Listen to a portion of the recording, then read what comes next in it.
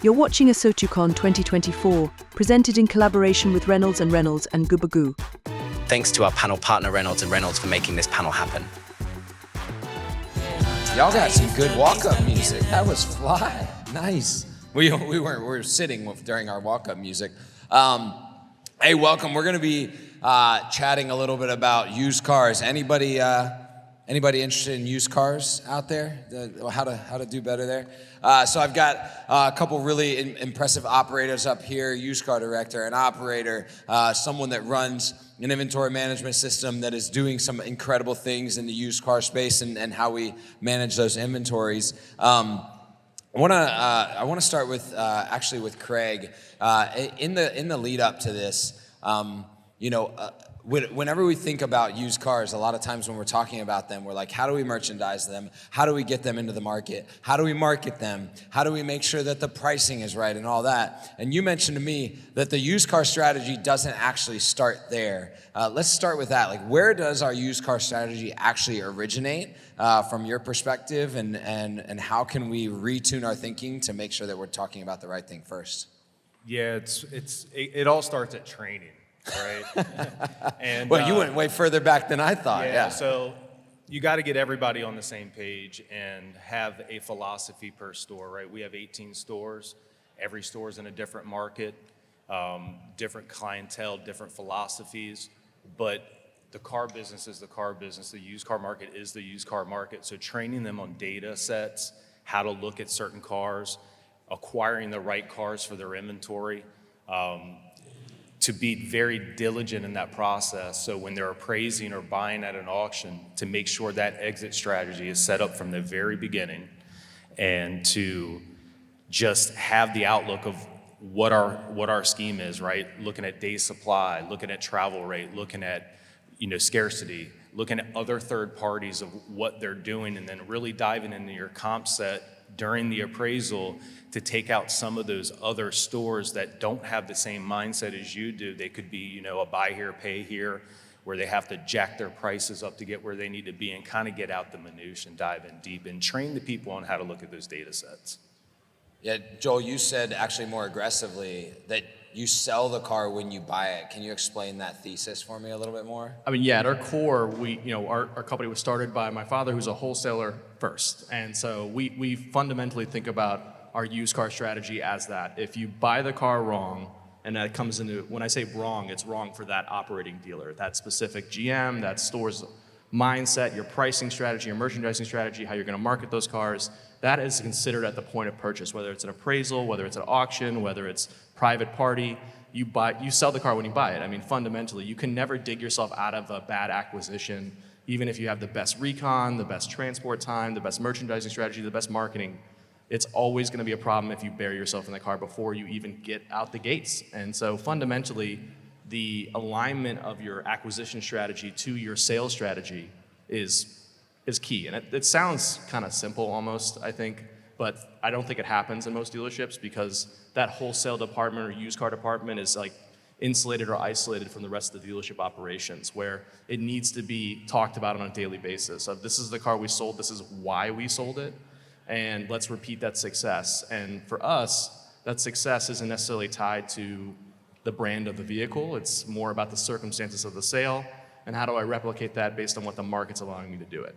Yeah, so I want to move from the baseline, because I think it's important for us to understand, especially the retailing baseline, and I'll move to you in just a second, AJ, but the retailing baseline being that the strategy of retail is actually made at the purchase decision, that whether it's at the auction or off the street or wherever you're purchasing that vehicle, at the wholesale level, that's the sales strategy is actually the purchase strategy, right? If that's the baseline, then I want to get us thinking now and moving toward a little bit of outside of the box. And so before I do that, just a reminder that we do have the app. And if you do have questions for them, make sure and shout that out on the app as we go, and we'll make sure and bring those up if they fall in line, or at the end as well. AJ, when you think about, like, if that's the baseline, if you're getting that right, you're acquiring the cars right, or even if you're not acquiring the cars right, how can we begin to shift the mindset from we've always kind of done it that way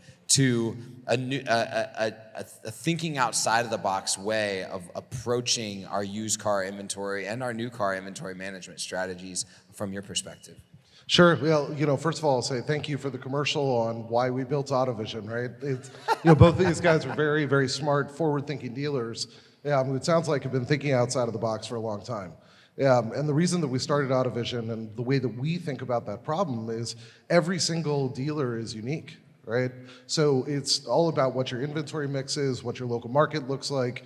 Somebody that's in a rural area and their next competitor is 75 miles away is a way different dealer than somebody that's sitting in an urban core and has somebody 3 or 4 miles away, right? Somebody that's sitting in an auto mall looks at the world differently than somebody that's not. All of these factors come into play when you're thinking about who is your market, right? Who is the market for my dealership? And so when we start to think about, how do you think outside of the box, in the olden days, we would say like the market for a Ford is, every other Ford dealer that you can drive to, right? And that's just not the case. You've talked a lot at this conference about service and ops and all these other things that go into that experience, helping dealers to differentiate. Well, one of the ways that we can talk about differentiation is obviously on price. But if you think about differentiating on price just as a race to the bottom, as how do I look at who my 5 closest competitors are and I want to be less than them, then you're missing the point. When you look at that used car and you're appraising it and you're looking to acquire it, you're looking at what is the best value that I can get for that? Do I have the right customers coming onto my lot that are actually going to purchase that vehicle? And that means that that vehicle is something that's unique to me and unique to my dealership and has a unique value. And so, I think that the big thing is to not think about particularly used cars as being commodities. Every one of those VINs is unique and is different and has a different intrinsic value to each one of those dealerships. And having tools, like you said a moment ago, it's hard, right? It's hard to sift through the data. It's hard to figure that out. And having tools and processes in place that allow you to do that and do it as part of your everyday, I think are so, so important. There's a pace of acceleration. There's a pace of consolidation in our industry right now that we haven't seen before. And so, small, medium, large size groups are dealing with understanding a used car inventory strategy both corporately and locally. And you probably deal with that every single day, Craig, where it's like, hey, I'm managing a used car strategy against across how many rooftops? So 18 rooftops, and there's a desire to centralize some of the training and understanding that you were talking about, but also understand that each one of those stores has its own OEM, its own local market. How do you balance that and the challenge of like, hey, we have this corporate strategy, this overarching strategy, but we understand there's localization baked in? So when you have that, right, when we thinking outside the box, it's really thinking inside the box in that status, right? So when you can put a process in place that will work for every store, right? And to me, what changes the game is speed to market, right? And you said gavel to click, right? That was your terminology when we were talking. Well, that is 100% how to change the game. The problem is that, a lot of used car managers, they want to see how much their shop bill is going to be or this or that before they make a decision. Well, you should already know by spending time with that customer or spending time looking at and appraising that vehicle. And as soon as they get out of F&I, that car should be online priced right away with compelling comments about the vehicle. You're going to put new tires on the car. When that car comes out of recon, update your photos with something that has standout features on it on your photos to take you away when you are in that average price range with everybody else. So what I mean by that is the speed to market, advertising the things you do to the car, because nobody's doing it, right? You go on and you look at all these other cars, you'll have a Ford XLT, but it's really a Lariat, and they have it priced all the way down, and then they have all these options clicked on it that aren't even on it, so your comp set's dead, right? So pricing your car right, diving in deep, making sure you have recon photos on your cars as soon as you buy them, speed to market, pricing your cars competitively, right? And then when customers come in, give them the experience that you need, and you're going to sell cars. It's really just checking boxes. I want to zero in on one part of that, and because I think you have a similar thesis here. So you were like, oh, no, I'm prepping that car for retail, in the F&I office when they're trading that thing. Correct. Like, you're that fast to market. That's actually, in my opinion, pretty outside the box. I think a lot of dealers and people in the industry would still say like, hey, make sure you get the recon done, make sure the photos are in the photo booth, make sure you know exactly what that car needs before you price it, because it may need more things, so you got to price it up. Like, explain that strategy a bit more deeply on like why some of that may or may not matter, I guess. I don't know, either one of you can take that. Yeah. Well, I think kind of before I get into that too, I did want to point out one thing that that's kind of an extension of that idea of you sell a car when you buy it, is understanding and being able to forecast reasonably what your expectations are for timelines and recon are essential to successful front-end gross and used cars. So if there's no alignment, and again, it's one of those things that sounds simple, we talk about it at every conference. If there's no alignment between a used car department and a service department on the function of recon processes being in a facility of a sale, not internal profit, then none of this really matters, just to throw that out there right now. So if there's not a clear and concise policy around parts markup, recon markup, and how long it's going to take to get through that, and what happens if you've got the recon car in a lift and a customer car comes in? What is the process? What's the SLA for that? Like, how is that going to function in your recon shop? What is the purpose of that practice and how you're going to make that successful for you? So, but when you apply that same kind of concept to speed to market, that's, I think, the whole game. Everything else is secondary in our mind. Like, all the processes that we've built for our central reconditioning process is around speed to market. The outcome of less expensive recon work and a higher quality of work was a secondary function of focusing on processes and speed to market. So for us, for instance, like to your point, like when we're buying cars, we mostly acquire cars from auction. Within 1 hour of the final click of that car, it will be live on our website with the CR photo. And the parts, if it has parts that CR has already been given to our reconditioning center, an RO has been opened. If it needs tires, we're going to order tires same day. That car is still sitting in Manheim, Pennsylvania, or New Jersey. Who cares? Wow. That car hasn't even moved yet. We've already got parts ordered. It's live on the website, and it should be there tomorrow. And so all that stuff is a function of, used cars are what? It's a depreciating asset that has a day supply pressure on it to sell it as quickly as possible. So everything's a function of that. It's all secondary to that. Yeah, inventory management historically has been all about the retail side, a little bit about the acquisition, but not much about what happens in between. And I think that inventory management, like both of you are saying, inventory management is it is primarily about what happens from the time you just bought that car, whether it was traded or whether it was purchased at auction, to the time that it is ready to go and live, right? Yeah, and to touch base on what you're saying, if you're buying a lot of cars at the auction, right, and you buy too many, if you're doing proxy bids or something like that, you could overwhelm your shop, and then you create your own extra delay at that point. So you have to be really scientific with it, right? Yeah. So you have to really pace that out. Or if you have an inspector that's sick, or things can bring you down really quick in just little things. So you have to really manage that, and be able to do what you're saying. It starts the process for the customer to be able to click and see that you have a live car there, regardless what's happened internally. We're salespeople, right? We just need that lead, right? We need to get them in. We might even be able to switch them. They might not even want that car. Yeah, I mean, there's two things too that I would throw in there. Is one is all of this is the used cars. I mean, that's really, like, you can talk about everything else about the used car market and where you're acquiring cars, and all that's wonderful. And it's important and it has its place. Functionally speaking, the processes to get your car from acquisition to retail, that's where the profit is. Like, being able to do that fast and efficiently, that's how you make money selling used cars. We all have an expectation of back-end profit, and your functionalities in a dealership, your expectations of closing ratio on products and penetration is yours, and that's probably equivalent new to used. When it comes to front-end profit in used cars, which is for some people hard to find, it's all about that. That's all it is. It's inventory management and processes around reconditioning center. AJ, you're seeing like hundreds of these, thousands of these at this point. Like, what's the data behind that? Can you speak to like what that actually does for an operation when you see someone commit to that type of recon process within the system? Yeah, so I mean, it depends on the operation, right? So we see people talk about that, and then they don't have the discipline to do it, or they don't have the systems in place to do it. I think both of these guys, it sounds like, have done a great job of implementing that inside of their groups. One of the things that we really focus on is making the tools easy and making all of that seamless, right? So when you talk about time to market and you talk about getting the cars up quickly, for instance, we automatically pull in all the photos from the auction. They're available for retail the second that you have that car, right? There's nothing else to do.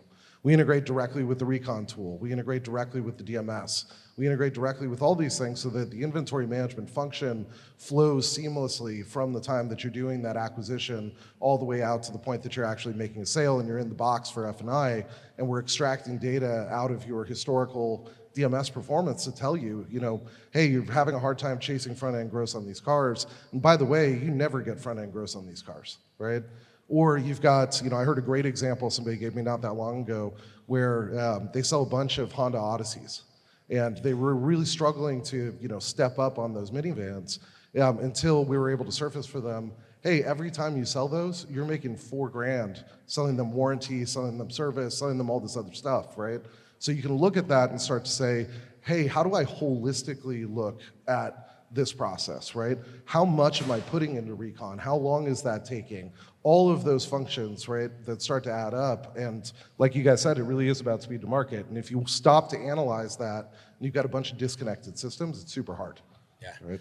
What's interesting about just listening to you guys talk, and I've been in the industry since 2009, right? And you guys probably longer than that. Sorry, no. But since 2009, and the thing that I realized, and I spent a lot of time in the marketing side of the business and operations, is typically the word data and analyze was left to the controller and the marketer, right? Like those are the people that dealt with data or analyzing anything. And it seems to me like the used car operation of the now/very near future is like an extreme data analyst. It's not a sniff tester that kind of looks at the, Chevy Avalanche, kind of rubs their nose a couple times, twitters, grabs their black book, Not that that's a bad thing to understand that particular car, but it's actually one of the highest points of data analysis in the business, right? I like to say a lot that there's data, there's analysis, and there's information, right? And I find what's missing a lot of times is information, like actual actionable information that you can do something useful with, right? Having pages of graphs and charts and all these other things is valuable to a certain extent when you're setting strategy, but when you're trying to actually make a decision on a car, you're trying to figure out how much recon to put into it, whether or not I want to own this car, all those sorts of things, you need info, right? You need an answer. As you think outside of the box, which we're talking about here, and kind of AI and big data and where all that plays, that's a lot of the stuff that I'm really focused on right now is, how do we leverage artificial intelligence and machine learning to do that analysis for you and give you actionable insights, actionable information in real time. And that's, just to talk about it a little bit, that's what I think is really sort of key there. Yeah, and I think the key thing from my understanding of your company too is it's focused on training those models around the specific needs of that dealership, right? And a lot of, AI is going to I don't know if you guys are counting. I'm sure it's been said the most at this conference. 8,300 times right. at this point, yeah. There's a difference between true AI and machine learning and LMPs and things like that, and AI past tense, which a lot of tools in the industry tend to be, where it's a trained model that is then unleashed in your system as opposed to a continuously trained model on what you're trying to achieve in the future. And so there's two things that are kind of, I think, at the crossroads with this, though, is you said something that's interesting, and I totally agree with you, that you don't want to find your used cars. It's not a commodity business, right? Every used car is a snowflake. And there's only one, 2012 Nissan Versa that's silver with that exact miles and that stain, right? Hopefully there's only one Hopefully left. only one, right? I'm just saying, it's just whatever the thing is, there's only one of those cars. That being said, I think for a successful used car operation, the badge on the front of the car has to be semi-irrelevant to your decision-making process, because, and this is where analysis and information matters. It's not about the Honda Odyssey, right? I would pick that out as an example in that instance. So it might be more about the consumer looking for that used minivan that is more accustomed to buying back-end products, and that's what we would look for. Because all of that stuff is always going to be pushed back against what the market conditions are in that exact moment. That's where the balance is. And a lot of used car operators will say, all right, I sold 2 Camrys yesterday. I need to go buy 2 Camrys today. And I say that's a fool's errand. It's irrelevant. Right? Yeah, sure. And I've been doing this a long time. You look at all the marketing data, and a vast majority of all that impressions are coming from very specific subsets of your inventory, but you're selling cars that aren't getting clicks. And why is that? Because I would say fundamentally, you've got these customers doing all this research, and I promise you, even though you got that lead on that 2022 Toyota Camry Black XLE, I would venture a guess that that's not that person's dream car, right? It's more about the affordability of that car, how it fits in their lifestyle, maybe the color, maybe it has Apple CarPlay. That's the most important thing to you. It has a sunroof. That's my key feature, right? And then it becomes finding the match for that consumer. You take that same mindset and apply it to buying. All right, my buying team is looking for cars for the third row under 20 grand. I don't care what the manufacturer is, right? It's an irrelevant metric. Yep. Yeah, because it's feature and payment driven as opposed to brand driven. We see that. I mean, just from a reality right now, brand loyalty is at its all-time lowest and even lower on used car purchasing. So it's like that's clearly like the data's out there that Tesla is the only one that actually cares about that, right? Everybody else does like there's no brand loyalty. And Tesla, you're seeing that where? I mean, honestly, like Tesla is up funnel the market leader, and I think it's just lack of education in that space more than it is actually commitment to the Tesla model. Yeah, I heard somebody say recently that there's a lot more brand loyalty to Apple and making sure that it has CarPlay than what the brand of the car is. Yep. You're absolutely right. 100. GM Hey, come back GM. You said something in there too, just about the dynamics of the market and the speed at which the market is changing, right? Back, 5, 6, 7 years ago, you could look at the market every 2 weeks, every month, and kind of see like what's the up and down, what's it feeling like. But I remember I was telling you guys this story when like the height of COVID, when I was at the store, we started looking at trailing indicators on 30, 14, 11, and 7 and 3 day variances in sell rate and purchase rate at our stores, right? Because we knew that the variance between each of those date markers and the rolling was what we could count on the next 2 days, right? And I think that our industry has to realize that that's the pace at which we could be seeing the market move. And it maybe always has been that way, but we haven't operated that way. And if we could get closer to, oh my goodness, the market can move that quickly, right? Someone sells 4 Camrys at the bottom of the list, like that market just changed that day in your 100-mile radius. And if you're if you're pricing your cars every 7 days, you missed it, right? How do you overcome that? I mean, you have what, 9 locations? How many? Yep, 9 locations. 9 locations. How many cars? We'll retail about 800 to 1,000 cars a month. 800 to 1,000. You guys probably a little over double that or something like. No, we're selling about 750. 750. 750 right now. So still, yeah. I mean, between you two, 1,600 cars that you've got to merchandise and price and understand the market every single day. How? I mean, it's you even mentioned 3 day, 2 day. It's every day. It's a constant. So for us, we thecentralize everything in our operation. So we have a team that's dedicated exclusively to inventory management, pricing, merchandising, and all that stuff. So their role is to be in there on a daily basis. So there's 2 things they look at. One is all of the lagging, indicators that are in the market. Like NADA is, we always joke, like that's a monthly publication from a magazine. So those stories are 30 days old when they're published. They're 60 days old when you see them, right? So you can't live off of that. MMR, same thing. It's updated weekly. Like that is not a metric you can live by. It has to be real time, like what's happening in the market at that exact moment. So there's 2 ways that we do that. One is just touching our inventory every single day. We do have set markers that we say, all right, every 15 days, if you haven't moved a car, it should move. Up or down, right or wrong, it needs to move, something needs to happen.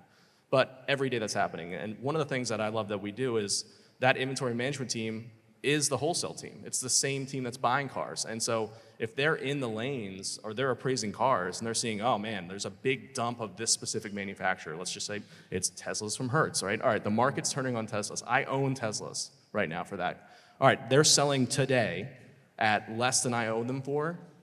I need to write down Teslas right now. Right, yeah. It's like I'm not gonna wait for those cars to get to market. I need to dump them ahead of time. Same thing if you can forecast if there's gonna be a book change. Don't wait for the book to change to sell the car. Sell it before the book changes because you're just gonna have a less advantageous relationship to an LTV when that happens. So get ahead of it. Like write it down before that happens so you can sell that car at a better LTV. So go back to information because that takes some pretty heightened awareness, right? Yep. Yeah, and you guys are so much more on your game than most dealers that I talk to in terms of that. And we provide a stat that I think is really interesting. which is the effect that you see a lot of times when book value is about to drop or when you're going to see the market flooded, is you'll end up seeing, like if you're only looking at what the prices of the cars are in the market, it's very difficult to see this. We produce a metric that basically allows us in real time to say, for a given car, right, we call it average market value, for a given car over the course of the last 60 days, what would 100% of market have been? And we find that to be highly predictive towards what the market is going to shift to, because you see this weird effect where as the market starts to drop out, the lower mileage cars that are higher priced tend to get sold, just because they're lower mileage. Whatever they did in the box is whatever they did in the box, but when you're just looking at retail data, that's kind of how it looks, right? And so what you see is the average miles per vehicle are rising, while price is remaining relatively flat. And what's actually happening under the hood, of course, is the value of those assets is dropping. And so we provide metrics that track that and show that so that you can get ahead of that. And then we provide automation that says, instead of having your team have to go in and touch every car every day, we touch the cars every day. So we'll automatically resize the market, adjust prices if you want us to, or alert you, whatever it is. And that is, so critical to dealer operations because, as you said, it has to be real time, right? It has to be what's happening right now. Greg, I'm going to ask you I'm going to go to this question, but I want to ask you first, what's like typical inventory sales split, new and used right now? Sales versus? Like, the volume of sales as a percentage, new versus used in the stores. Do you know that as an overall whole? Is it 50-50? It's 60% new, 40% used. 60% new, 40% My used. CDGR You can stores, it's opposite. get your mic up there, In my CDGR stores, it's opposite though. Gotcha. Okay, so a little bit more used. So the question here is the public sentiment over the last 5 years, especially because we didn't have a bunch of new, is hey, I can buy used and it's an okay thing to do, especially a lot of the manufacturers increase their certified program guidelines and what's available in those certified programs. So how are you looking at, especially as a used car director in a new car franchise operation, to continue to increase used car volume, but not go cannibalize new, to increase net volume and not or to increase gross volume and not just keep the net the same or the gross the same volume of retail? Or are you you're so in used that it's just I'm growing this department, doesn't matter what? Yeah, so my job is to grow that department, but the more new cars we sell, the more trades we get, right? Got it. So when I go in the store, I'm boots on ground, I talk to all the managers, and I start talking to the new car managers honestly about opportunities for save-a deals, right? Cars that have trades where they may have missed the market. I'm not trying to cannibalize. We need as many new cars sold as possible, right? We got to keep that flow going. I need to get trades. Again, I stated on our call last time, I hate the auctions, right? It's time consuming. People just click buttons. They're buying the wrong cars. They got to wait to get them in there. And then when they get them in there, they want to, argue for 2 or 3 days about a shop bill, right? So now we lost time. So the idea is to help not cannibalize new cars, to push those sales over there. Is we need as many new cars as possible, work those deals as much as we can, step up on the right cars that we need to put in our department. And just like you said, you don't care about what's on the front. I still have to carry certain levels of OEM products for certifications and make sure it all works out, that we're not losing money, because with the compression we put on ourselves in our stores, with packs and everything else, it makes it a hard job, right? So having the relationship with the new and used car managers working together with a common goal, I think they can both grow and prosper together. I mean, I would take that question, I think, we have a new car franchise as well, so we have similar pressures at that franchise to carry that core product for CPO needs and things like that, and but the allocation strategy or acquisition strategy is still the same. I think overall that this question alludes to something that's incredibly similar to what we're seeing with increased adoption for used EVs right now, which is it's a net positive for the business. More people who maybe have never considered buying a used car were forced by market conditions to say, all right, this is the only car that I can afford at my monthly payment. I'm going to buy used, and wow, that was a great experience. The used car is not what I expected. I've always thought, it's going to smell funny, it's different, it's somebody else's car. People who've only bought new cars maybe feel that way, which, God bless them, good for them. They've lived a blessed life. But the reality is most people are going to probably buy another used car. And also, statistically speaking, at its core, I don't remember where I saw the stat, but 54% of people who start with a new car journey end up buying a used car anyway. So you have to offer that kind of mixed product and ability to pivot on payment. And that comes down to good finance managers, really more than anything else, or good sales managers understanding what, we always say internally every Saturday morning, we get this text of approvals are precious, cars are replaceable, right? So it's about the structure and customer and their payment. The collateral is semi-irrelevant if you have a consistent quality across the board, and that applies to new and used. I'll put another thing out there, though, on the flip side is we've found this huge little honey hole when it comes to our new ability for new car franchising, when it comes to captive financing, where we're actually seeing a ton of referral traffic from our used car stores that we can't get done to a new car OEM and captive financing for a better car. And it's like, guess what, Mrs. Smith? You came in for a used Camry, you're getting a new Nissan today. We're driving you over to the store. Congratulations. That's awesome. And it's been hugely successful for us. And I would say the same thing's happening on used EVs, where it's a finance-based decision. Almost all car buying is, and we talk about it as if it's something it isn't. That's what I think most customers are starting from monthly payment and working backwards. And the same thing's applying to used EVs. We're getting almost no leads on used EVs. But we're seeing a huge adoption curve from the customer because we're showing them, hey, you can lower your payment because you qualify for the $4,000 tax credit. Have you considered EV? Here's a bunch of information and resources about how that can fit in your lifestyle. We go through the sales process the same we would for everything else, and the customers are happy and they're leaving in the car. It's awesome. I want to double click on one thing that almost all three of you have mentioned, but we haven't gone deep on. The fact that in the marketplaces, and whether it's on the website or third-party marketplaces or anything like that, the ability for a consumer to understand what's actually on the car and what actually adds value to the car and why that car is priced that way compared to something else is extremely hard in our industry. I don't even know if we're going to solve it up here, but one, how do we, at least if all you do, and I'll point to AJ, if all you do is fix it for yourself, right? So that at least you know you're merchandising and marketing that car correctly. Are there steps that a dealer can take to make sure, I get that right every single time? He's like, well, first of all, you get one. Yeah, absolutely. I mean, so let me break that problem apart into two different components, right? One is the retail data side, and then the other is merchandising your car side, right? So it starts with, as you start with, hey, I'm going to buy this car because I know what my exit is, you have to know what your real competitors are. And so, for us, that meant this was a big early challenge for us. We Vindicode every single vehicle in the retail market every day. We look at all of the available information, we re-Vindicode it, we use a bunch of natural language processing and other stuff to try to figure out what's actually on that car. So when you're thinking about a decision-making process, we'll break it down for you and say, the cars with Apple CarPlay are selling for this, and they're selling this fast. The green ones are doing this, the gold ones are doing that. If it has a sunroof, it does this.